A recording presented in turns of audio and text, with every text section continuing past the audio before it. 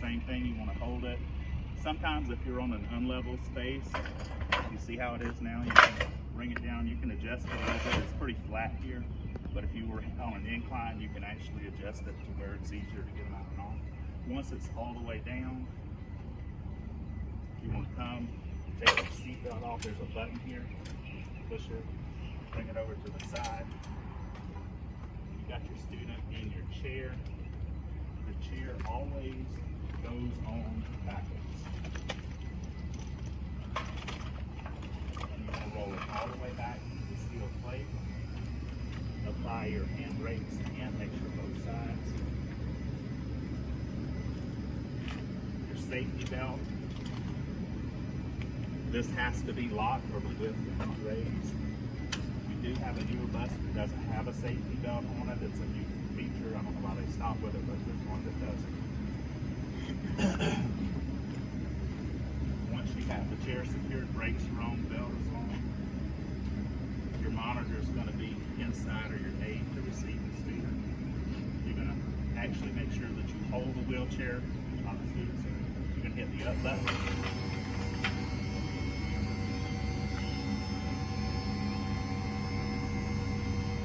Same thing, you want to hold the button down and the chair will stop. When the lift gets in the right position, it automatically stops. Okay, it stopped. And for demonstration purposes, I'm going to leave the chair, go inside. You'll be the outside. You always want to have somebody with the student on the outside, somebody on the inside to receive the student. Never leave them hanging.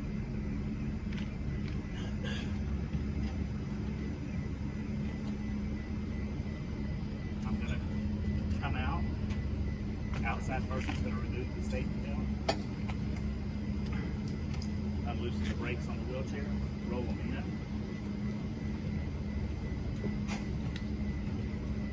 And then you guys can come on the inside if you want to step in. I'm sorry. Yeah,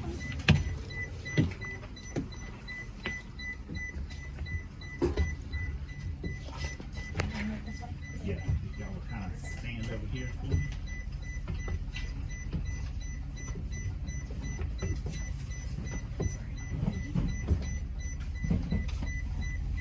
All right, once you have the chair in place, normally these two center tie downs, you want to be lined up with those to get most chairs in. If just about where I have it now, you have to play with it a little bit to see what works best, but about where it is now is good. You want to make sure the handbrakes are locked.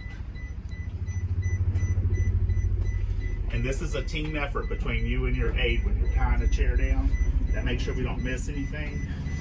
And as I was saying before, most of the new chairs have the D-rings. There'll be a hook kind of on the side that'll be welded. This one doesn't actually have it. It's an older chair. So what we're going to do is we're going to make sure that we bring the hook around, and it's going to go to where this piece is actually welded to the frame. These red pins is your release to pull the belt out.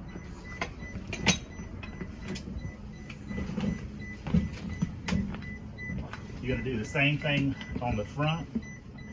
Release it, pull it around, welded area.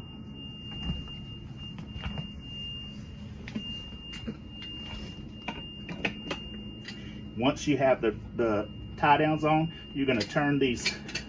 You can hear them click. That'll actually tighten the belts up. Make sure the chair is secure.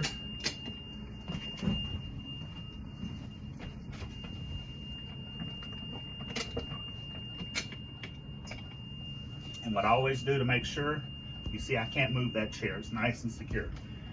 This is actually the lat belt. You're going to grab it, you're going to pull it and extend it.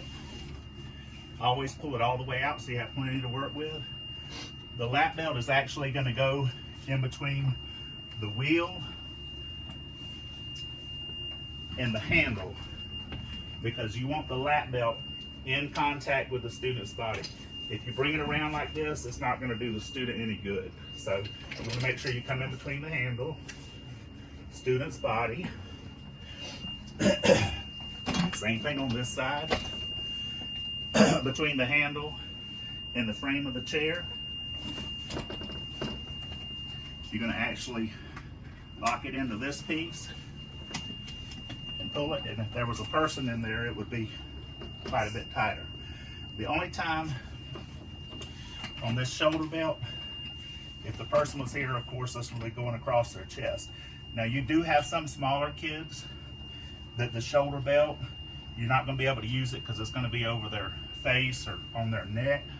That's fine, but always make sure that you have this lat belt on. Same thing, always do it again. Check it is secure. In order to go to your next stop, the lift has to be up, so we'll go back outside of the bus.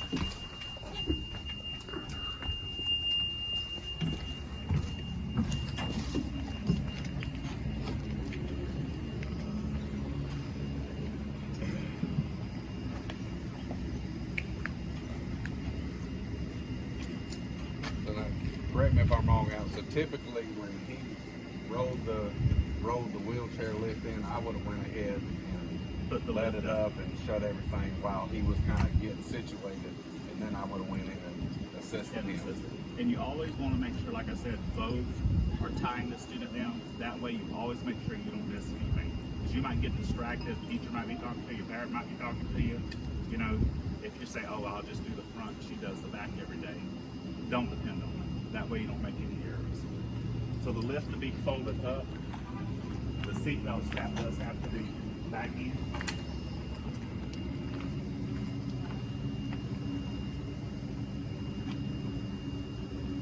You're going to hit your stow button.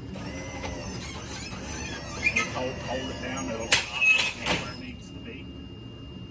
Make sure your wire's in so it doesn't get pinched in the floor.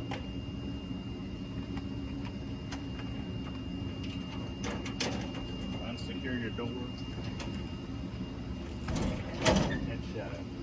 And I'll show y'all really quickly, in case the lift breaks or fails when you're on the route, what you can do if you've got a student down and you need to get them in the bus, and you can't figure out what's going on with it. You want to call Ron or the shop and say, hey, the lift's not working. I've got this student secured on the bus, and then they'll make arrangements to bring you another bus. But if you're in this situation, if you come back in.